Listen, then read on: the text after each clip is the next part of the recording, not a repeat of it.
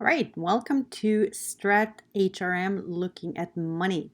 We're going to talk a little bit about pay structure and pay for performance, including some pay systems elements and how we set pay levels. And then finally, talk a little bit about pay structures when it comes to the entire organization or groups and teams. So that's what we're focusing for the next few minutes. So, pay, salaries, wages, benefits, bonuses, pay for performance, all those things are some of the more tangible things that HR does. Every employee of an organization does receive some sort of compensation. You get the paycheck, whether that is for your hourly wages or for your monthly salary. And so it's something we're super familiar with. But how do we actually pay people in companies? So if you look on the right side here of our slide, what is pay?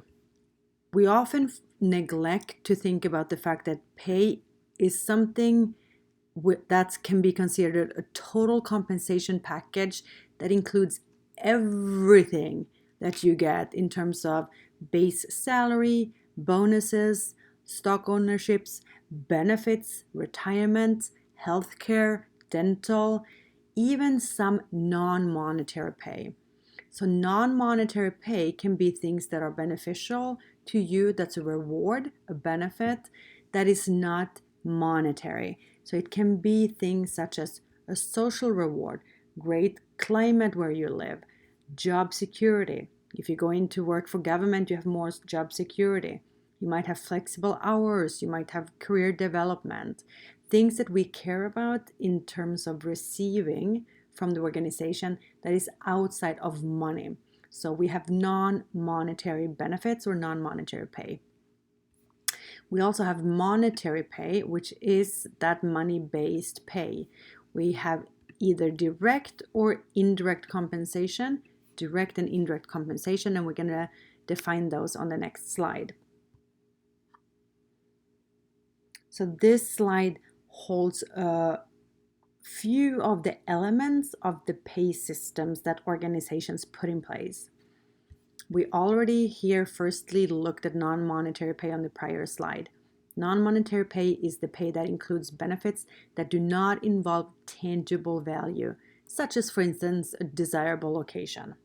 So being in Sacramento, we would be between the coast and Tahoe, could be desirable to somebody who's currently in Ohio that doesn't have much of those. Then we said on the prior slide that we have something called monetary pay, and we said it comes in direct or indirect pay. Direct pay will be your base wage, such as your annual salary, hourly wage, or any other performance-based pays, for instance, profit sharing bonuses. And then we have indirect pay, and this is going to be pay that doesn't really show up in a monetary direct fashion. So things such as legally required health insurance, retirement, housing, other things that are not directly making an impact in your pocket. We also have something called incentive pay, and an incentive pay is when you meet a specific performance objective. So there's some target or some goal that you are meeting, and you are getting an incentive when you meet that.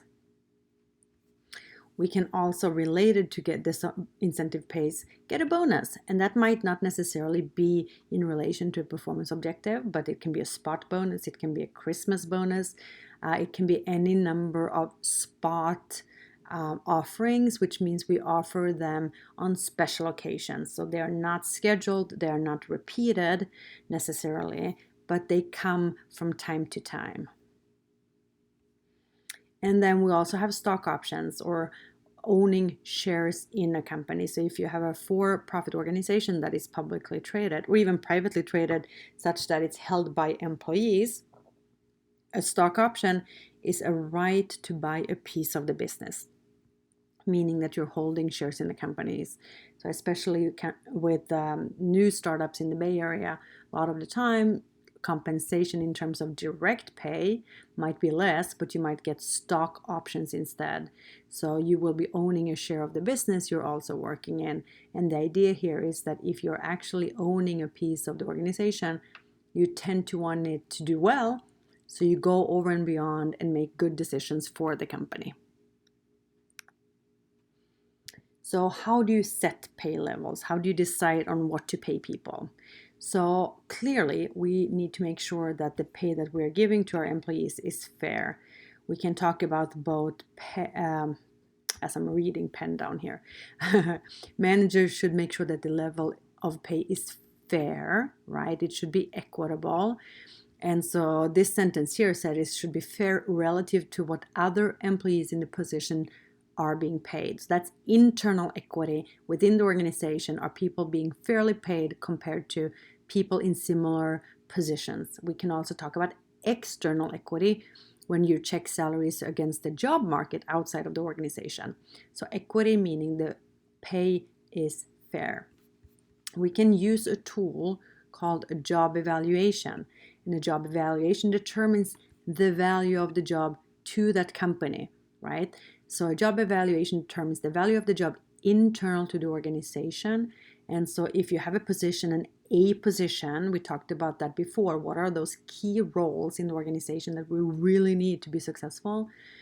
If you have those A positions, those key roles, you tend to get a higher job evaluation score, meaning if you count this in points, which some do, a higher number of points or a higher job evaluation means you would get a higher level of pay. So if it's something that's really crucial to the organization, they tend to be willing to pay more for it. Of course, when we set pay, are we actually having an accurate job description? Do we have a performance standards that measures what we already or what we want that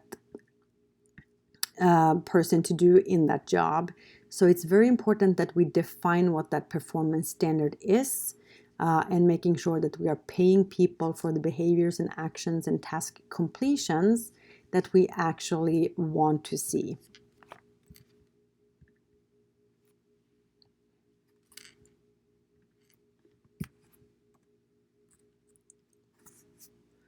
Pay for performance.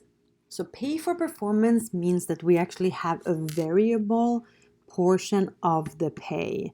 So a fixed portion, a fixed base salary means that something that's determined ahead of time, you know how much it's going to be, whether that is a monthly salary, whether that is an hourly wage, however you're being compensated.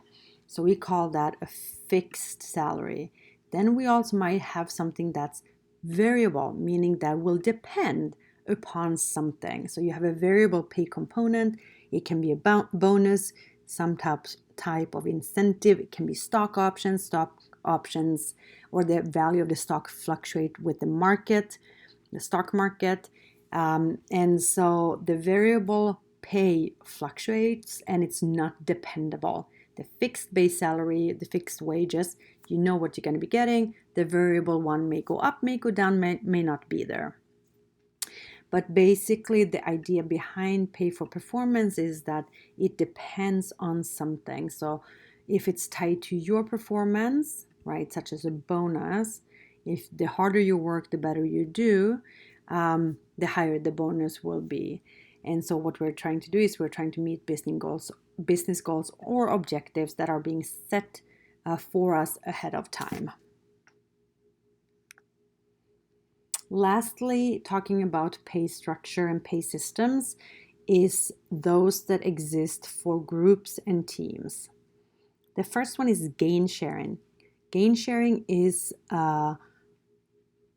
you can call it it's an organizational level sharing that basically works so that the employees will come up with some ideas or improvements for processes or ways of doing things better, more effectively or more efficiently, so that the organization is seeing some type of cost saving.